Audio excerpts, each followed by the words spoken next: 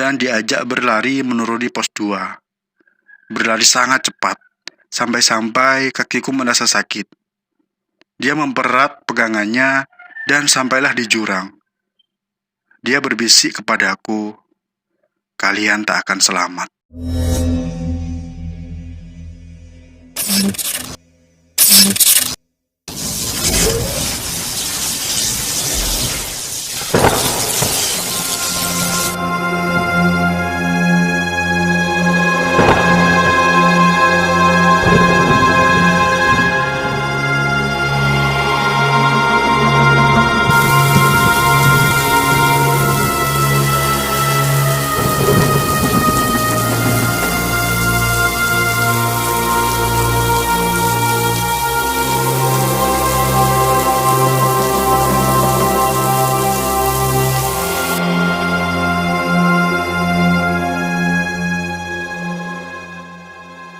Assalamualaikum warahmatullahi wabarakatuh.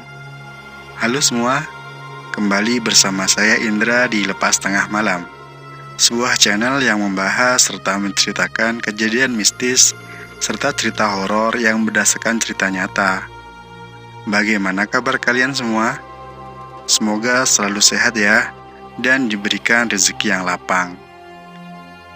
Kemarin kita udah bahas soal Gunung Arjuna nih. Sekarang cerita kali ini cerita dari Mbak Nia tentang Gunung Bismo.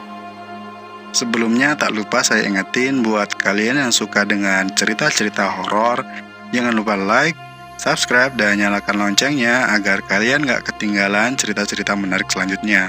Karena Lepas Tengah Malam bakal terus hadir menemanimu dengan cerita-cerita horor yang menarik untuk disimak.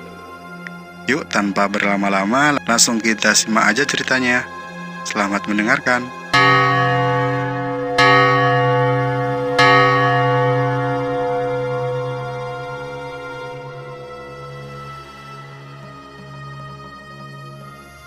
Pada tanggal 3 Oktober 2019, kami rombongan dari desa yang sama, bisa dibilang semua tetangga, muncak ke Gunung Bismo, daerah Wonosobo. Gunung itu kecil dan ketinggiannya hanya 2365 mdpl. Karena waktu yang terbatas, kami sepakat ingin tektok. Tapi inilah awal kejadian aneh dan mistis di gunung tersebut.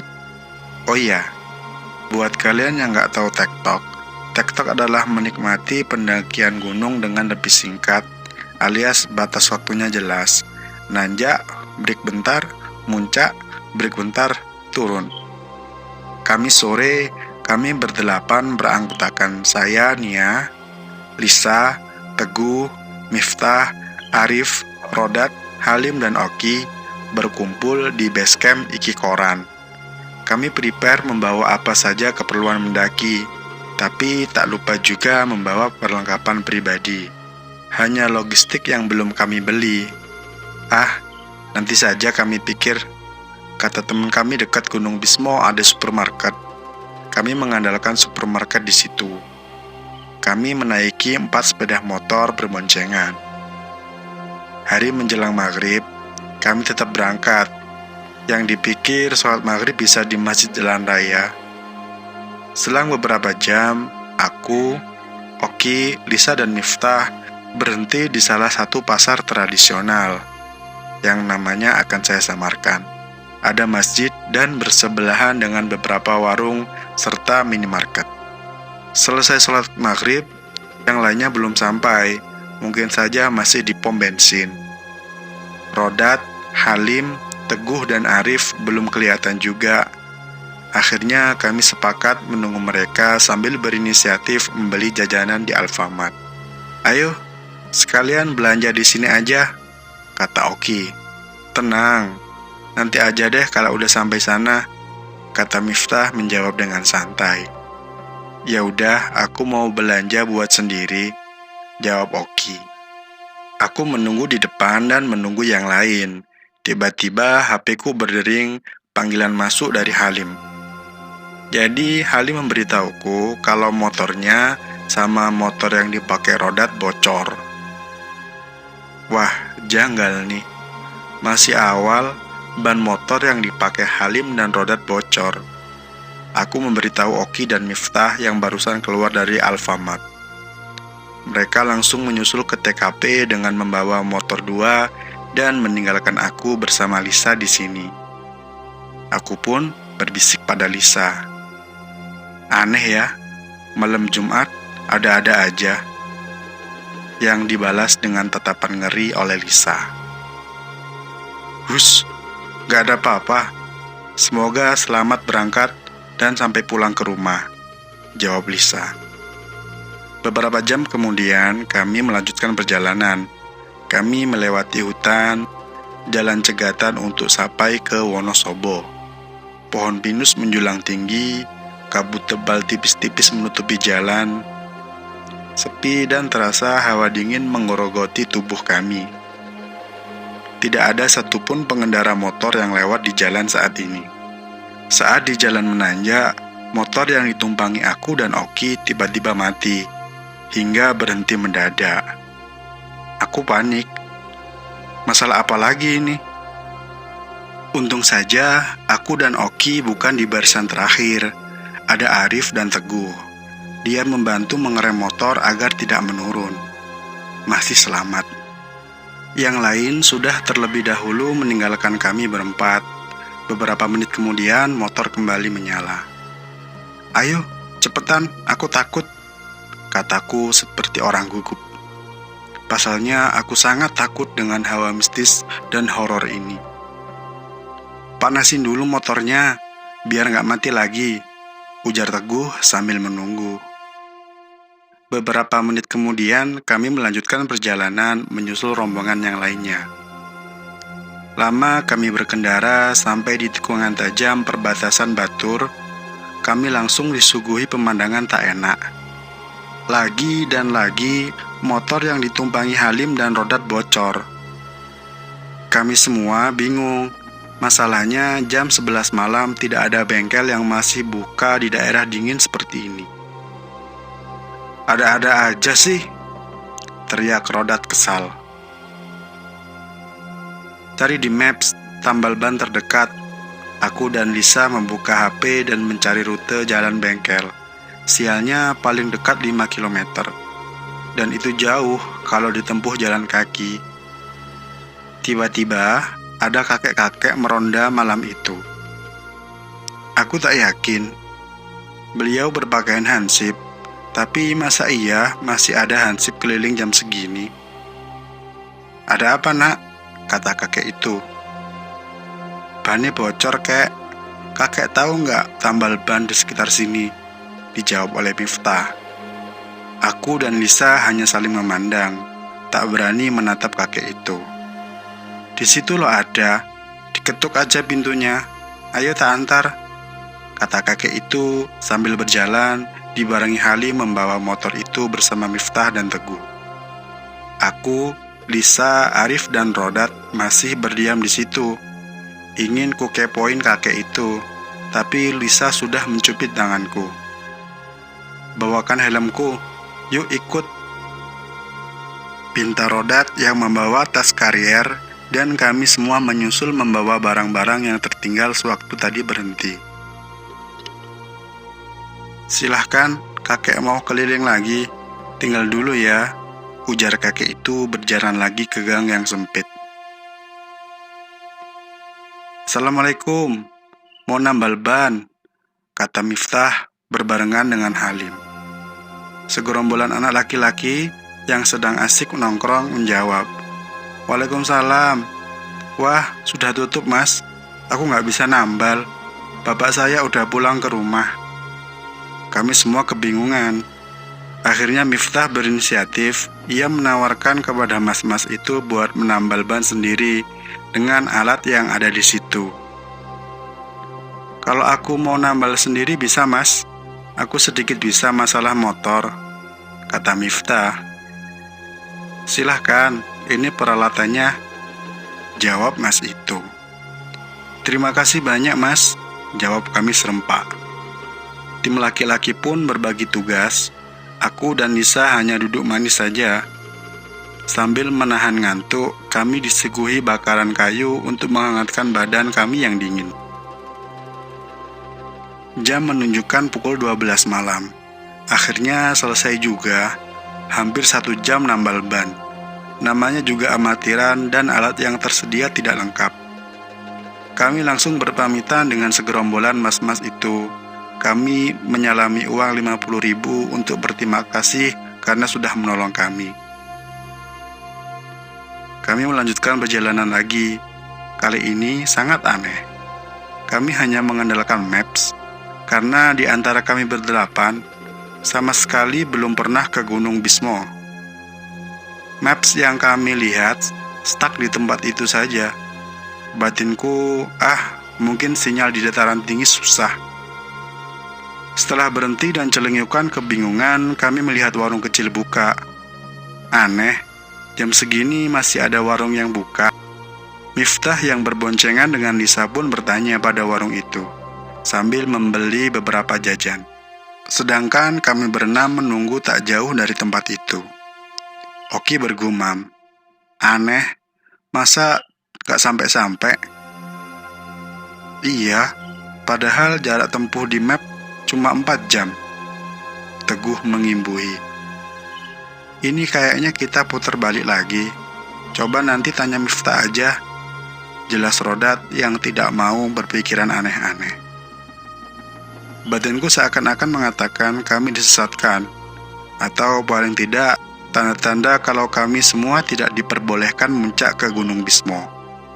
Tapi doa selalu aku baca dalam hati. Aku menghilangkan pikiran-pikiran aneh yang terjadi di kami. Melelahkan, ya, sangat melelahkan. Seakan-akan kami disesatkan dari awal berangkat. Dibuat waktu lama di perjalanan, seperti gembel saja. Kurang lebih 2 jam kami berkendara, kami sudah kehabisan tenaga. Ban motor bocor ketiga kalinya. Kami sudah putus asa, antara pulang atau melanjutkan. Apalagi perjalanan masih kurang lebih 1 jam lagi ke tempat base camp Gunung Bismo. Aduh, gimana ini? Udah nanggung, mau pulang apa terusin? Ujar Arif. Wajahnya terlihat capek. Ada tambal 24 jam tapi agak jauh. Gimana kalau kita gantian nuntun? Tanya Lisa kepada kami semua. Lama, kita bagi tugas aja, kata Rodat. Dia meminta 3 orang dalam 1 motor pergi duluan buat bayar tiket. Karena registrasi tutup kurang lebih jam 3. Dan yang lainnya mencari bengkel terdekat. Susah banget ya, kata Teguh. Gimana lagi, biar cepet nyampe.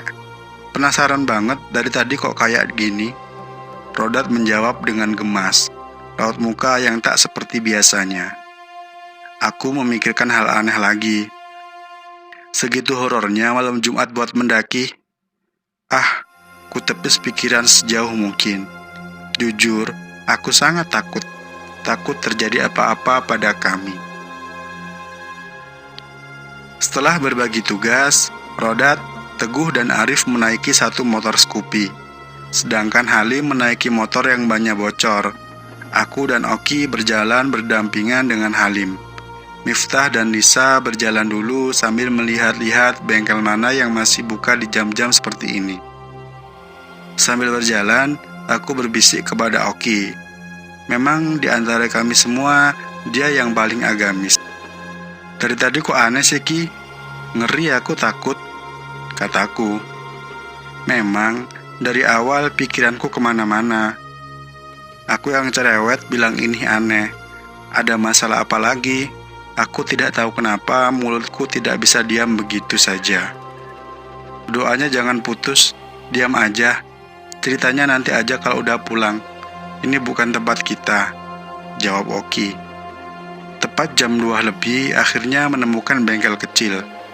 Perjalanan ke Dieng diperkirakan jam 12 malam, sampai jam 2. Sampai jam 2 lebih, kami masih di jalan. Sepi dan dingin, tak ada satupun pengendara yang melintasi jalan perkampungan ini. Setelah memakan waktu lama, kami berlima menyusul rombongan bertiga tadi. Tapi ketika hendak jalan, telepon Miftah berbunyi. Halo? Astagfirullah. Lah terus, ini gimana? Pulang apa enggak ini? Aku mendengar helaan nafas panjang Miftah. Kenapa, Mif? Tanyaku. Aku terus bertanya kepada Miftah. Lisa pun sama menanyakan apa yang terjadi. Masalah apa lagi ini ya Tuhan? Ujarku dalam hati. Jalan menuju ke basecamp rusak parah, nggak bisa dinaiki motor 3 orang. Harus ada yang jalan kaki. Mereka masih nunggu kita. Mereka nanya mau diterusin apa enggak atau ganti ke Cikunir. Aku jawab, terusin aja sambil nunggu yang di belakang. Kok bisa ini, kenapa lagi? Belum juga sampai BC, masalahnya banyak banget. Kami berlima pun mengikuti maps lagi. Kulihat jalanan perkampungan yang terjal dan banyak yang rusak, seperti masuk ke hutan lagi. Merinding, malam-malam begini masih keluyuran di tempat yang asing. Tiba-tiba, jalan di depanku mendadak buntu. Di maps tertulis ini jalan menuju BC Gunung Bismo. Kenapa tiba-tiba arah jalan buntu? Pikiranku berkecamuk. Apa kita salah arah? Salah tempat? Akhirnya Oki menelpon salah satu rombongan bertiga yang berangkat awal tadi. Jalan buntu ini, kalian posisi di mana? Tolong di-share lokasi. Sambungan terputus dan Rodat mengirim share lokasi. Ternyata kami salah jalur. Map sialan.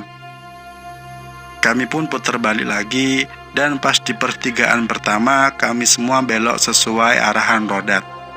Kami sedikit lagi menuju gerombolan 3 orang itu. Rodat kembali menelpon Oki. Karena Oki lagi nyetir, aku yang menjawab telepon dia. Kenapa? Tanyaku. Astaga, kenapa nggak ngomong dari tadi? Emang bodoh. Aku gemas dengan mereka semua. Aku memberitahu Oki dan teman-teman untuk berhenti. Miftah, mana katanya ada Alfamart dekat sini? Tanyaku dengan nada jengkel. Ya Allah, kelupaan. Sudah lewat, kata Miftah. Semua menghela nafas berat.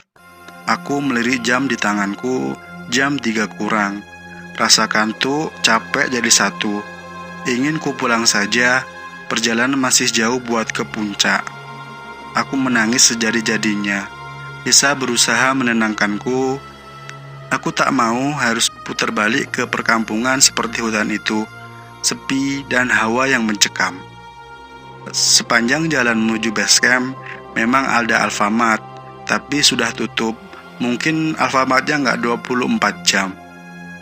Aku mencoba bilang ke Miftah, tapi katanya masih ada satu lagi yang dekat.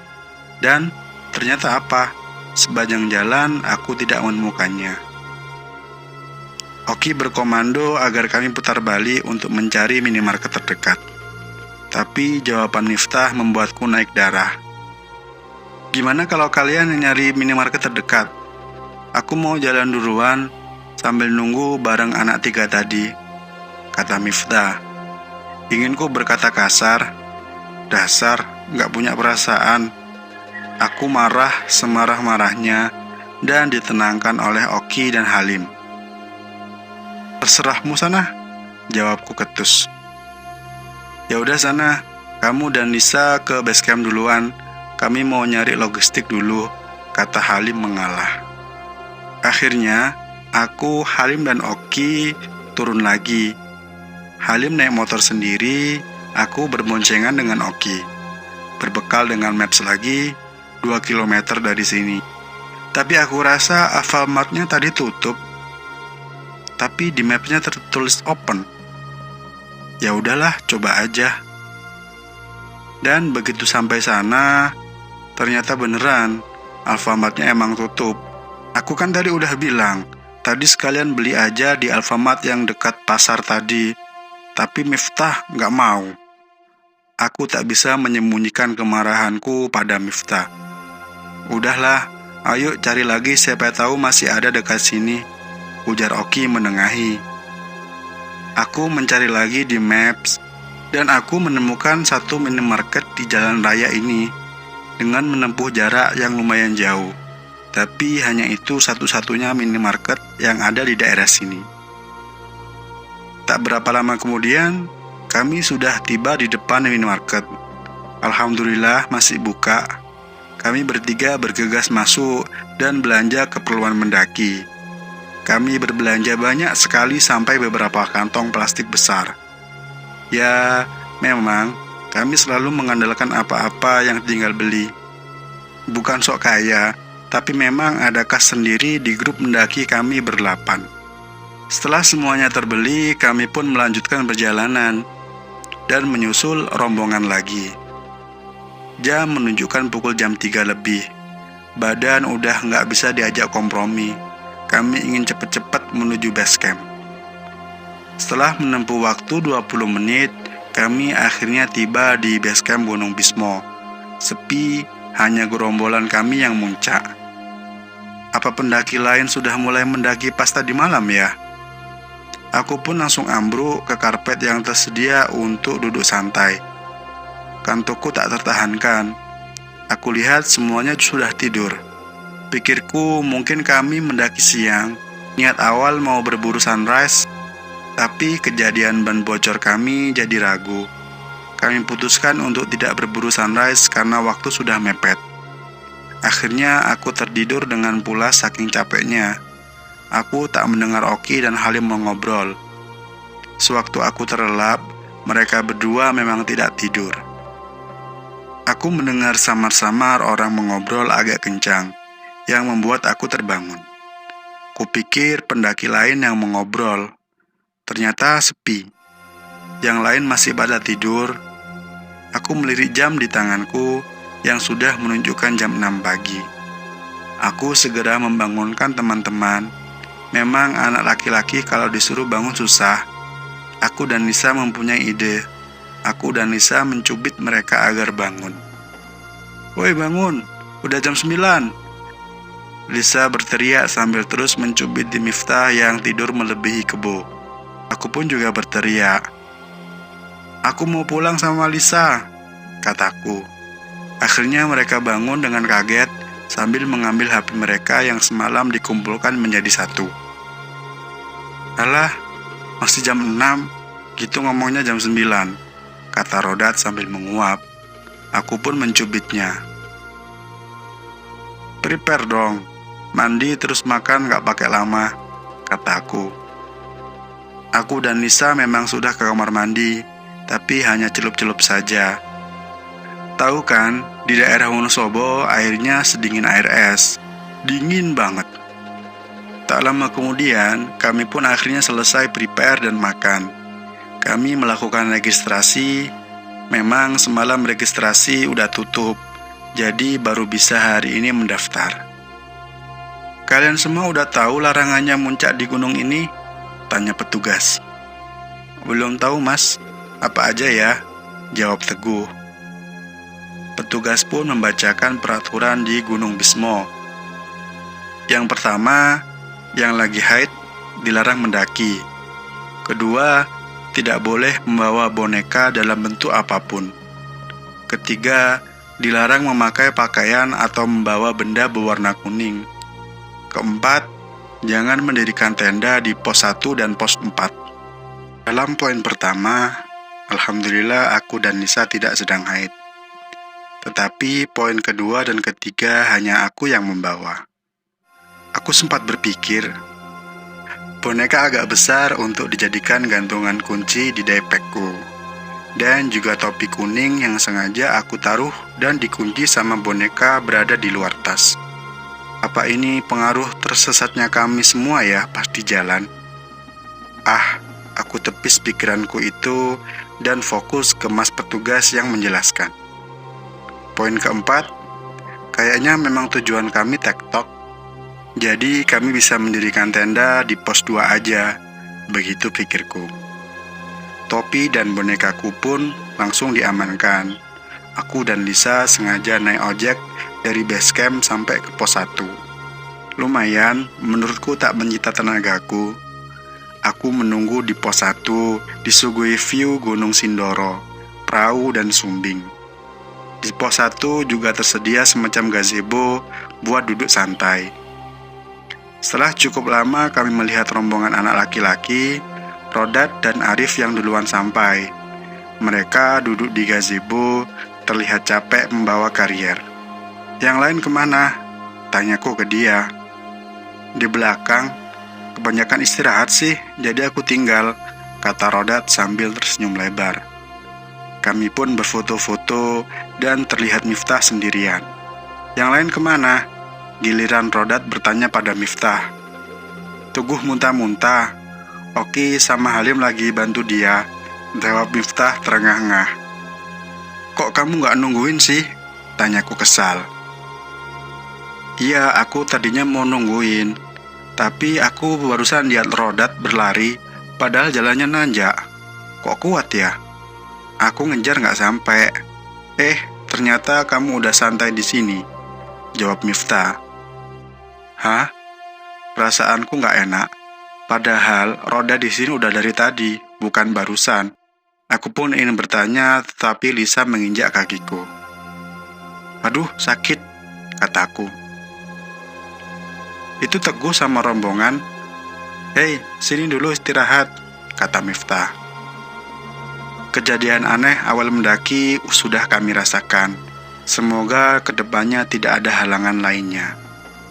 Sebelum melanjutkan perjalanan ke pos 2, Miftah bertanya kepada kami. Loh, itu kok mendaki pakai kaos kuning? Mana? Salah lihat kamu, Oki menjawab dengan kesal. Oh, jadi aku tahu.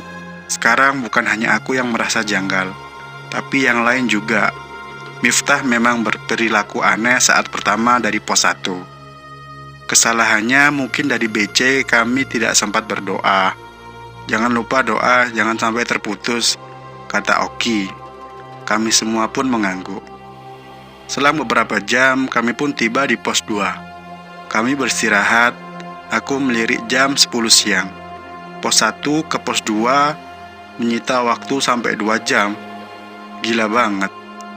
Memang, sepanjang jalan kami beristirahat beberapa kali. Karena medan yang kami tempuh hanya jalan setapak dan terus menanjak. Kalian tahu Gunung Argopuro? Nah, seperti itu bayangannya. Kami semua istirahat di bawah pohon yang agak rindang. Panas, tapi udara masih segar. Persediaan aqua tinggal berapa? Tanya Rodat kepada Halim dan Arif yang membawa karier gede. 3 aja, jawab Halim. 2, jawab Arif. Halim kaget. Pasalnya semalam belanja aqua ada 7. Kenapa dijumlahkan hanya 6? Aku semalam lo beli 7. Kok jumlahnya hanya 6? Tanya Halim. Aku membuka depekku dan kubaca struk belanja yang semalam. Benar, memang ada 7 aqua besar. Mungkin di tas kamu? Tanya Halim. Gak ada kok, jawab Rodat.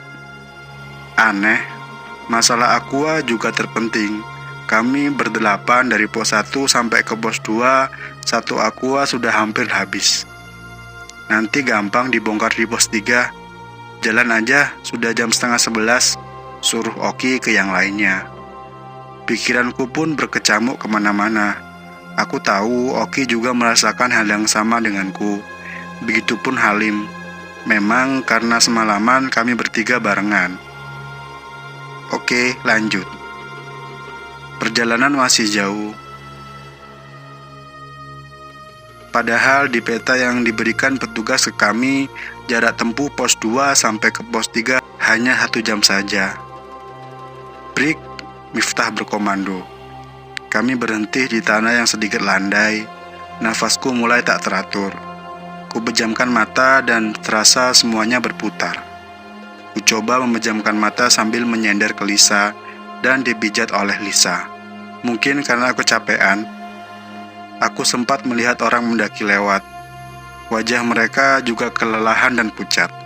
Tetapi mereka tak tegur sapa dengan rombongan kami. Biasanya, padahal kalau pendaki saling bertemu, biasanya nyapa. Aku beristirahat cukup lama sambil makan camilan. Masalah yang tadi udah aku abaikan.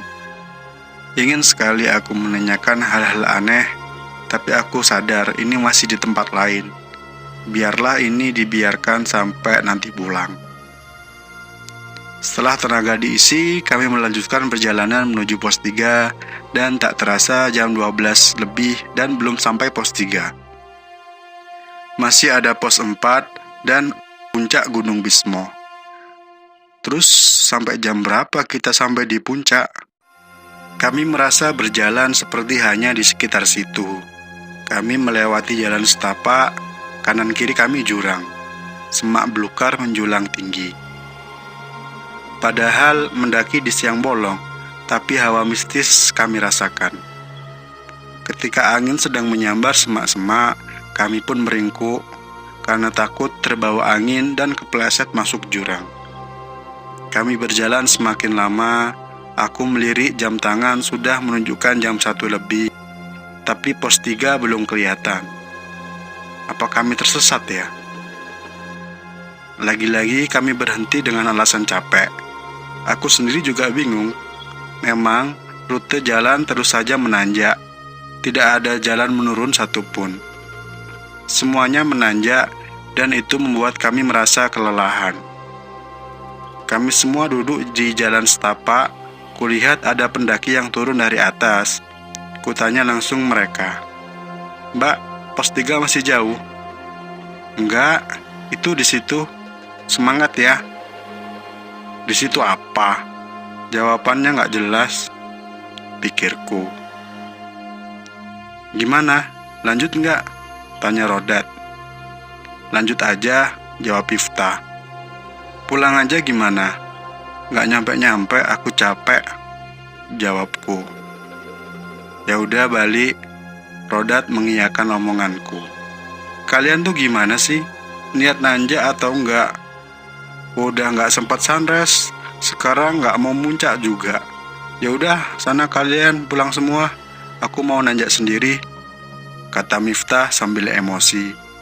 Dia bangkit dari duduknya dan membawa karier yang tadinya dipakai Rodat. "Apa sih kamu? Mau lanjut lihat kondisi, persediaan aqua dan tenaga dan waktu. Gak usah memaksa juga," jawab Rodat menjawab dengan marah. "Kalau dipikir-pikir emang gak nyampe-nyampe." Jawaban Arif semakin memperkeruh suasana. Apa kita kena oyot mimang? Seketika mulutku ditutup Lisa lagi dan omonganku tak terkontrol. "Apaan sih kalian semua? Ayo turun pulang, hawanya udah gak enak. Dirikan tenda di pos 2 aja," Oki menengahi kami semua. Akhirnya kami semua sepakat untuk turun. Jujur, aku tak percaya masalah ini semua.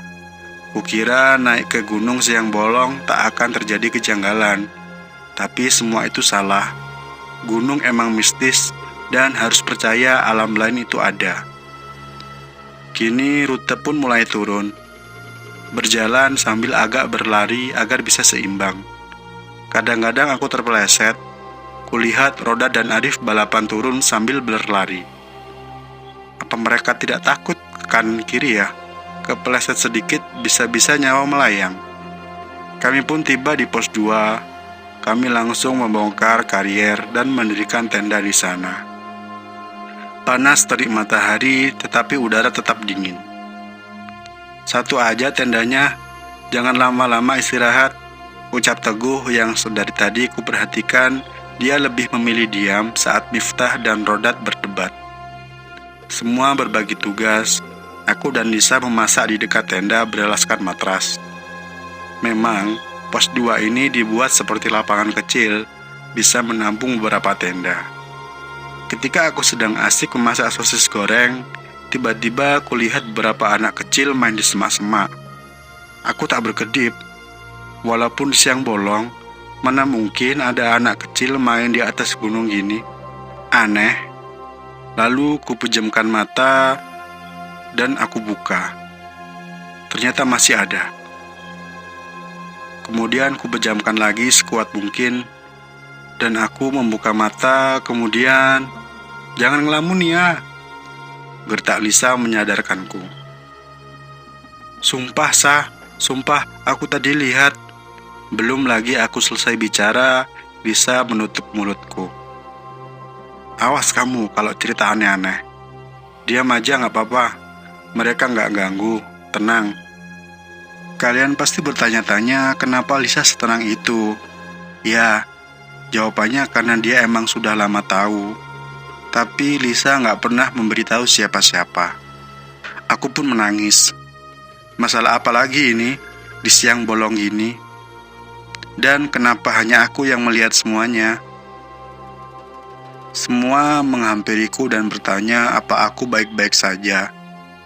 Jawabannya tidak. Aku ingin pulang. Jujur, aku sangat lelah. Tubuhku sudah lemas. "Kapan kita pulang? Aku capek," jawabku serak. "Ini masih jam 3. Jam 4 OTW mau nggak?" tanya Halim. "Kenapa nggak sekarang aja? Nanti malah sampai kemalaman. Kasian," jawab Lisa. "Kita juga butuh istirahat. Setidaknya makan dulu, tidur walaupun sebentar," jelas Teguh yang lagi-lagi berbicara tanpa menatap kami. "Mau ke tenda? Tidur sana sama Lisa. Nanti tak bangunin," kata Halim mengambil alih yang memasak, diikuti Arif juga. "Enggak, aku mau di sini aja," jawabku. Jam menunjukkan pukul 3:30 sore. Kami masih santai. Kulihat Miftah dan Teguh tidak tidur. Dia mengobrol, nampak dari wajah Teguh yang serius dan kaku. Aku pun berniat ikut ngobrol dengan mereka karena yang lainnya sudah tidur.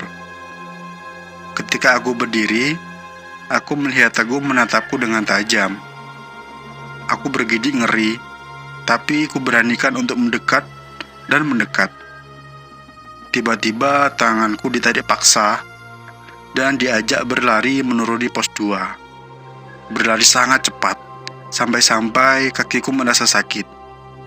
Dia mempererat pegangannya dan sampailah di jurang.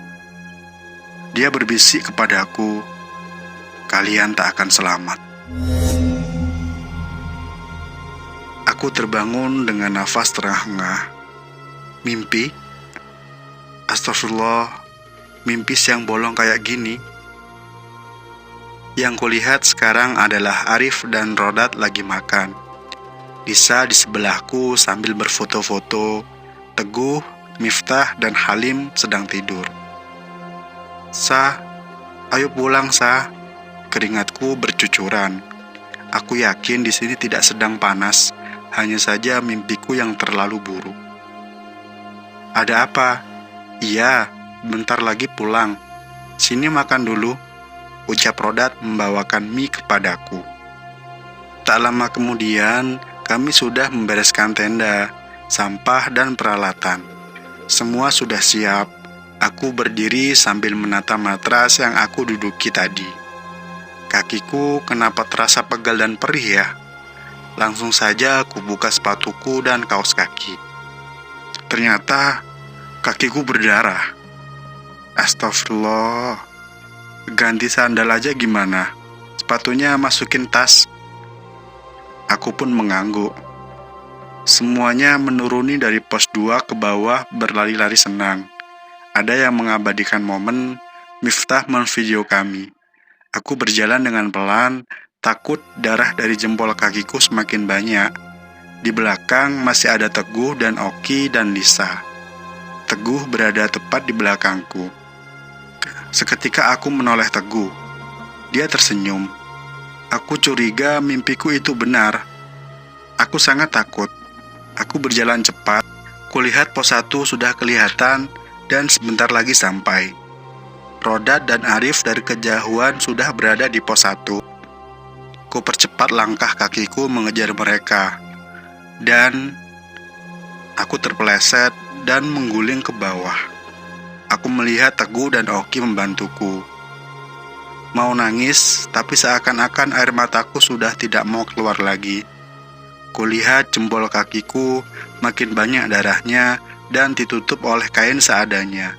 Kami lupa membawa kotak P3K. Tak terasa begitu dramatisnya pendakian di gunung ini. Kami semua sampai di pos 1. Wajah kami lusuh. Alhamdulillah semuanya selamat.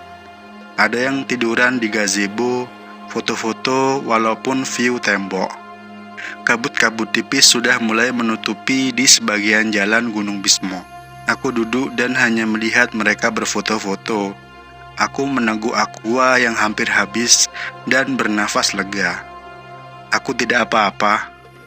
Tetapi pikiranku sudah tak terbendung lagi. Aku berjanji setelah pulang dan sampai rumah, aku akan ceritain ini ke semua. Di pos 1 kami disambut tukang ojek. Tak tanggung-tanggung aku dan Lisa langsung naik ojek ke base camp. Habis maghrib, kami semua sudah berada di base camp. Kami istirahat sebentar, aku mengambil barang yang disita kemarin. "Mas, mau ambil barangku?"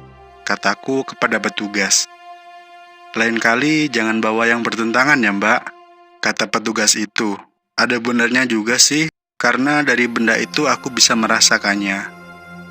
"Ah, sudahlah," kutepis pikiranku sambil bermain HP. "Mbak, tadi nggak sampai puncak ya?" kata petugas itu lagi.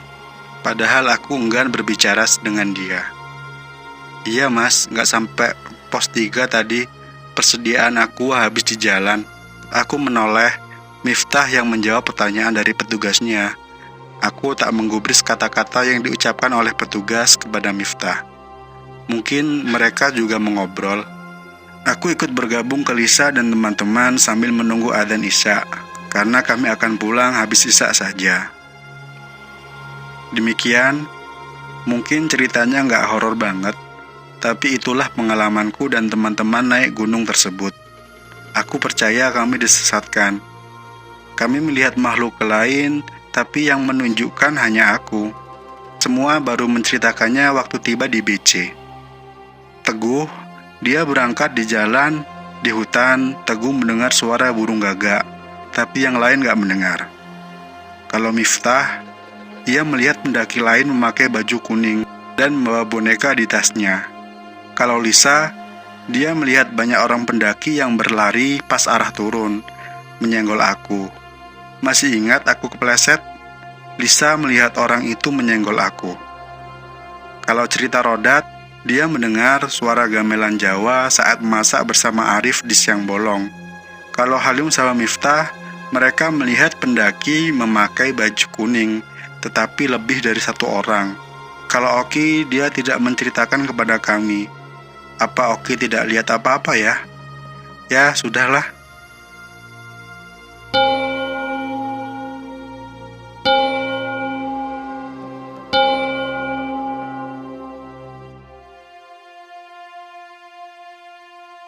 Demikian cerita pendakian Gunung Bismo dari Mbak Nia udah selesai.